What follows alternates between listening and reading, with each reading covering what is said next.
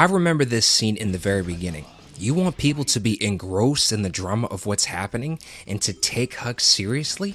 How are you going to take the character seriously or be immersed in the drama if you play him up as a joke, especially in the beginning of the movie? Also, the joke was bad too, and it's right in the middle of some important drama the movie wants you to be immersed in, and they're playing it up as a joke. Wow. What's even more unfortunate is that they have this deep scene, seemingly deep anyway, where this person you've never met is getting the bombs to blow up their ship. The problem with this is that first off, I just met this character, and you want me to feel for this scene when the character was never introduced or given any kind of development or anything? It's literally used as a narrative device instead of developing the character, making me care when they do die. How can you expect me to care about a character's death if you've never even seen their circumstance? At that point, they only exist to express the vision of themes that the director is going for, which means the character is not a developed character, but used as a device to tell the theme of the movie. That's the thing about this movie, it's very divisive. Instead of having developed characters in moments where you understand their circumstance, it just tells you how you're supposed to feel. Just using a character for that one sole purpose, not even fleshing it out or anything, by allowing people to even care in the first place. Now already, Rey finally gets to Luke, and you can already tell something's just not right. Then boom, all the years in history behind that lightsaber thrown to the side, like it means nothing. Rian Johnson expresses his themes about how he feels towards the Star Wars universe. Guys, this is his deep assessment on Star Wars, coming from the perspective of the guy who didn't even research what it is or meant. Now, I'm not saying Luke has to be the way he was in the original trilogy. Unnecessary. People change, but does he really have to throw the lightsaber just to show this change?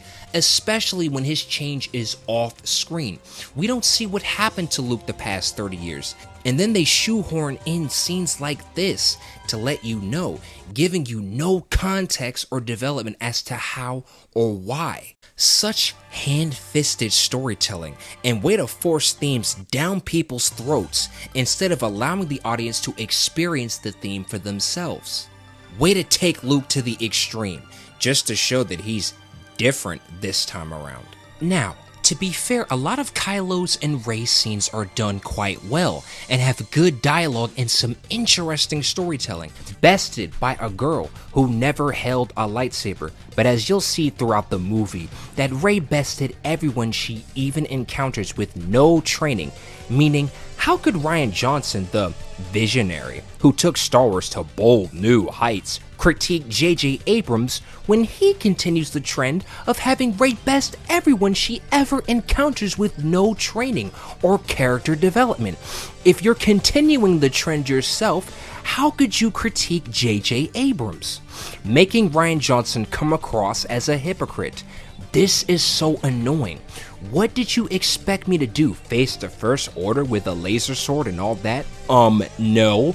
I expected you to write Luke doing something impactful in the damn film. The whole point of you bringing back an original trilogy character is to have them have an effect on the story. Aside from his force projection, which really just brought the resistance a few moments of time, what impact does Luke have this entire movie? Oh, wait, none.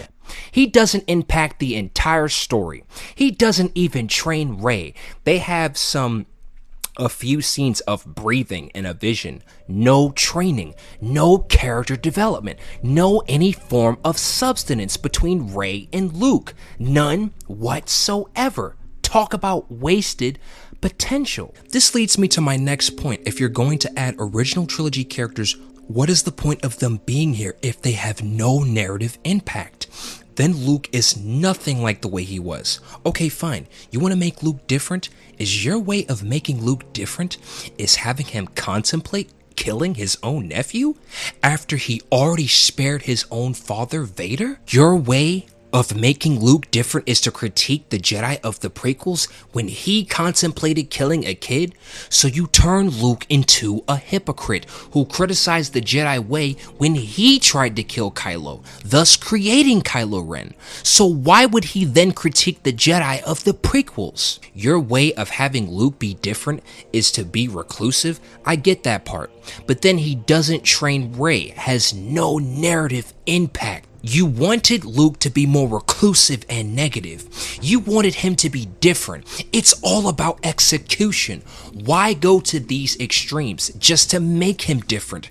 You could have just made him reclusive like George Lucas's script. You didn't have to have him contemplate killing a kid. Don't you think that's overdoing it? You didn't have to have him waste time being in the film not training Rey and not doing anything impactful in the story throughout the movie, making people question why was he even inserted in this trilogy if you weren't going to do much with this character. All he does is tell Rey to go away, and when they finally seem like they're gonna train, that lasts for like a few scenes, and she doesn't even train or learn anything aside from her falling into the dark pit. That was it.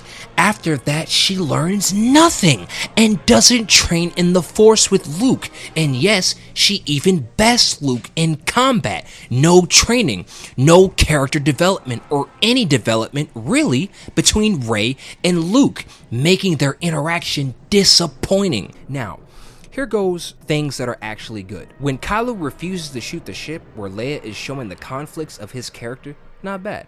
Chewie going on some of the most epic journeys with Luke, Han, and Leia, only for him to be reduced to comedic material, having no narrative impact as well for a joke about porgs. Now in the prequels, yes, at least in A Phantom Menace, Jar Jar had a lot of humor. However, he had a huge narrative impact, helped the other characters form the Gungan alliance with Qui-Gon and Padme, and later on in the trilogy, he developed as a character and wasn't just comedic based. This makes me so angry. I hate those little things. I just want to eat them myself. Here, Chewie, one of the most important and essential characters of the original trilogy, regulated to some cheap gag about eating porgs, having no narrative impact whatsoever, meaning him being here is pointless. Now, I don't have a problem with Rose like other people do. I just feel like when it comes to Rose and Finn, they are new characters in the trilogy regulated to the background story that also has no real narrative impact like that. At least not the same way the main story does. So they go on this pointless side quest that I hate with a passion, instead of doing some amazing things, developing as characters and shooting down some bad guys, which would be cool to see. They go on some forced theme about animals' rights, slavery, and themes. Now I'm not against these things. The prequels tackled themes of slavery and other themes and political turmoil as well. However, first off, this plotline they shoehorned in this movie had no narrative impact, so it felt pointless. Second off, when they tried to tackle these, it was done so over the top, so corny that it just felt unnecessary. Like I could have watched the movie with this cut out and it would still go on anyway. Man, were these themes so corny and ham-fisted. And people say the prequels are corny? Really? This is freaking corny. You can't single out the prequels after seeing this. Themes done so poorly and over the top. The animals' rights themes even worse, and done in an over the top manner that felt like a pointless exercise and didn't really say anything thought provoking about those themes they even brought up. Then the movie, once again for the billionth time, plays this up like it's some kind of deep critique, talking about how the First Order and Resistance all buy weapons for illegal arms deals, who deal to both sides. Whoa, so complex. Except all this is just told to the audience in one scene, so you never even see an exploration of moral grayness explored throughout the movie or developed. Yet despite this, the movie still had the balls to play this up like it's some kind of deep critique. Wow, Ryan, your vision is just so captivating, breaking conventions of the cinematic genre. Whoa, always playing up scenes like it's some kind of deep critique, when the entire thing they were going for was just told to the audience directly. One scene and that's it. No exploration or anything like that. The Rey and Kylo Force Vision scenes are done extremely well and add to both characters quite well. These scenes are actually good in the film. Despite them both having no character development, these are used quite well to add to their story and character in the movie. Not half bad. Holy shit, fans of the new trilogy, I get it already. You just wanted Luke to be the same as he was in the original trilogy. No, I don't want Luke to be the same, dude. I just think if you're going to change his character, the execution leaves much to be desired. They took it to extremes and didn't handle his character with care, not even showing his character development. That was all off screen. So we're supposed to just buy this is Luke now? This is who he is without seeing him become this person. Then the things he does, you can tell was written not with the handling of his character in mind, but for the sake of shock value. You want Luke to be different, that's fine. Of course you wouldn't want him to be the exact same person he was back then, but your solution is to have him almost kill his nephew, not train Rey, lose to Rey in battle, barely do anything throughout the movie? Finally, he does something and it's just a force projection, and yes, spoilers, that projection even kills him. And he dies an empty, pointless death while fulfilling little to nothing by the end, except, oh, he bought the Resistance a little more time. You regulated one of the most important characters in the saga's death by having him die from a force projection just so he can buy a few moments for the Resistance, and that's it? Wow, you had Luke try and kill his own nephew or already contemplate instead of waking Kylo up and talking to him. It's not even at that point about being loyal to Luke's character, but what person with common sense senses darkness in someone's heart and is like, I gotta kill him, I'm scared. So even the idea is already out there. That's your solution, just kill the person? What would that solve? And why is this your way of making Luke different? Then you have to think about what Luke did in Return of the Jedi. He spared Vader's life when he could have killed him. And unlike Kylo, they were actually in battle. Kylo was just asleep. Yes, he had darkness in his heart, but he was still asleep and did nothing to anyone by that point. So then your way of doing something unexpected is having him contemplate killing him? No speech, no talking to him, just, I'm scared, so maybe I should kill him. This is why I have a huge issue with this movie. It handles his character so poorly, trying to tackle the themes of the hero failing in the most forced and over-the-top way possible, no matter whether it contradicts the character or not. Not thought out, no development, just over the top and bad handling of his character. Again, if you want a character to be different or morally great, then dude, it needs to be fleshed out and handled well. You gotta think about what the character is doing. You don't take a character who never demonstrated anything like this. When did Luke ever think like that before? Then take him and have him contemplate killing a person out of fear? This is just bad writing. This is just bad handling of a character. This is why people voice their concerns, including Mark Hamill. How is this handling a character change? Well, look at this. Come on, this is over the top. You overdid it, Rian Johnson. You didn't think carefully about it. You just went ahead and took it to the most over the top level with no development, no care or anything. Wow. Now when you see the original trilogy, remember how people claim this about the prequels? Well, the prequels never had Luke contemplate killing a kid out of fear. So now when you see the original trilogy, you actually have to think like that now. There's actual evidence of that now, and proof. And where did this lead? Oh yeah, an empty, unfulfilling death of a small minor force projection? Wow. No wonder Mark Hamill fundamentally disagreed with virtually everything you decided for his character. The legacy of the Jedi is failure? Oh, this scene is so disrespectful. You and Luke brush past an entire trilogy, the prequels, in one brief biased quote. Plus, why would you have Luke contemplate killing a kid instead of using common sense and talking to him? Then things fall apart, you know, because you tried to have Luke contemplate killing a kid. So yeah, things fall apart, but then Luke blames the Jedi text for this. The Jedi way, the Jedi order. Wow. Why? when Luke is the one who tried to kill Kylo? What does that have to do with the Jedi text or Jedi way? Why? You basically have Luke try and kill an innocent person, then you have Luke blame the Jedi Order for what he tried to do, making him come across as a hypocrite. Wow, this is Rian Johnson's way of changing Luke's character? No depth, no development, but demoralization. And why? Where did this lead Luke's character? An empty, unfulfilled death? This is just mishandling of a great character.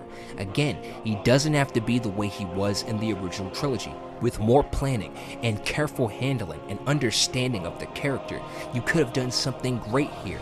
Instead, you took shortcuts and didn't give the audience proper context and just said, screw it, he'll just contemplate killing this kid, and Kylo will wake up and see this and fully turn.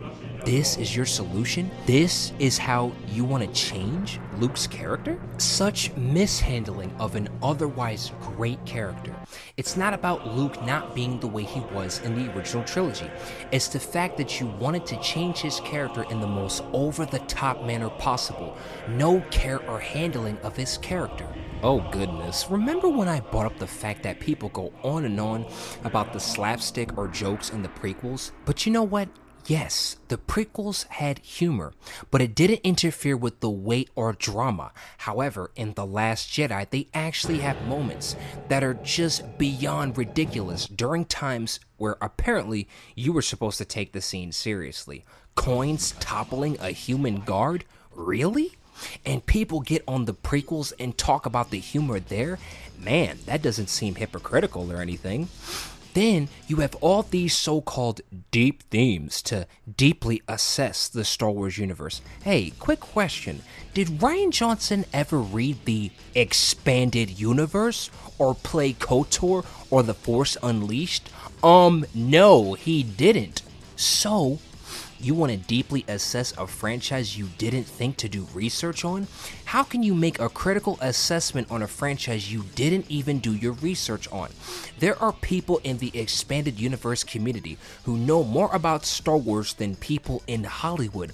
Are you telling me I'm doing research in the Star Wars universe and the people who paid to do this aren't? So you come across as egotistical when he clapped for himself. Rian Johnson clapped for himself when Caitlin said Luke was so important to the story. You come across as egotistical, clapping for your own movie. Who even does that?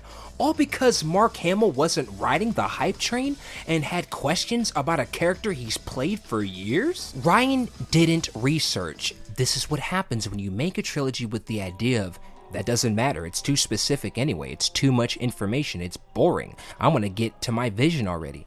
Yeah, but it's not your vision. It's George Lucas's story, a story you're continuing. So if you don't take its world or how its world works into account, that could cause some problems. And it's not like Rian researched. He took it upon himself to just edit and retcon whatever he wanted just for the sake of his vision.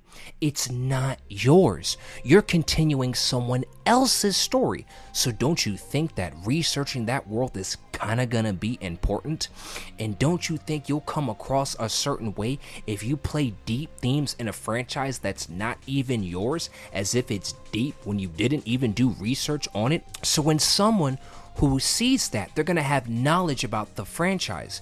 You don't, and it's gonna come across as egotistical because the dude who doesn't know is acting like he owns so much and is acting like he knows so much. And when people criticize, he calls them man babies. But the people who do know try to inform and actually have facts about the franchise to back them. Facts that people in Hollywood don't even consider using. That's what happens when you decanonize something because, oh, it's boring, it's not fun. Oh yeah, it's totally not your franchise and didn't take how the Star Wars world works into account. You need material. How are you going to make new stories in a franchise without having the proper material to do so? What are you going to reference if you don't have things like the expanded universe? Oh, let me guess. The original trilogy. That's it? You'll just keep duplicating that and using that only because you'll have nothing else to reference. The original trilogy, that's it? You'll just keep duplicating that and using that only because you'll have nothing else to reference. Then you're just using the original trilogy over and over because you said the expanded universe was boring, or it's not canon, or it doesn't matter. And now that you keep doing just the original trilogy, you're afraid of prequel backlash, so you won't even use that saga. That is a part of Star Wars. More material thrown in the trash. So we're stuck in an original trilogy obsessed fever dream of people who don't even understand the franchise and are too afraid of prequel hate and won't even use that as material. And they don't even do their research, and they'll mess around with characters, not know the franchise, and not think like, hey, I'm making a Star Wars movie. Well, what is the Force? What is Star Wars? What about planets, vehicles? How does this work? Let me do my research. Oh yeah, there's this expanded universe I could reference from and use for material for my film. So I actually know what I'm talking about. Remember when I said that if you're going to demoralize the original characters or have them serve no real purpose in the story that truly matters, then you might as well not have them be in the film? Well, Luke decides to blame the Jedi text for what he tried to do. Then he decides to attempt to burn down the Jedi text himself. Except no, he couldn't do it, which is actually understandable. But then Force Ghost Yoda does it. Never mind the fact this breaks all canon, that a Force Ghost could even do this. Here's my real point. First off, if something goes wrong in life, are you gonna burn down all religious or mythological monuments or Mesoamerican ruins? No. Here's my real point. That would destroy an entire culture and history. So why is this movie doing it? And then painting it up like, oh yeah, you see, isn't he the greatest? You played this simplistic shit as if it's some kind of deep critique when you just go down burning down an entire history and culture? You see this? Rian Johnson's movie, everybody, playing up a simple theme of failure is the greatest teacher. And how does he accomplish this theme? By burning down the entire history of the Jedi. Wait, that's his solution? Wow. This movie is so divisive and heavy-handed with its themes, without a subtle bone in its body. So divisive and heavy-handed, it's willing to destroy the entire Jedi text just to get its point across. So the dude doesn't research the Star Wars universe and shows a lack of care and respect, yet he wants to wave the finger and preach his deep themes in a franchise he doesn't understand and decides to even burn down the history of it. People always go on and on about how corny the dialogue in the prequels is, but you know what? This trilogy and even the original trilogy have some really corny ass dialogue. So why single out the prequels for what these movies have been guilty of for years? Case in point. Let's go, Chrome Dome. Oh my goodness. Not only did they regulate Finn's character to being really in a background plot that barely has any impact on the story, but then he is regulated to some of the corniest dialogue in the film, when he is a good character with some of the best lines, and this is what they reduce him to. That goes for many other characters as well, saying some of the cheesiest, corniest lines in franchise history, yet people give these movies a free pass. Okay, so why are you getting on the prequels for what these movies are clearly guilty of as well? Really? Let's go, Chrome Dome. Ugh, really corny, so I don't want to hear it with the prequels when you got dialogue like this in the new trilogy. That's hypocritical. Now you guys do get a free pass on this one. The throne room scene is one of the single greatest scenes in the entire saga. I love this scene. The build-up and tension is great. The action is incredible and has weight, dare I say even meaning, considering the scenes with Rey and Kylo really built up to this point, and those are also some of the best moments in the movie.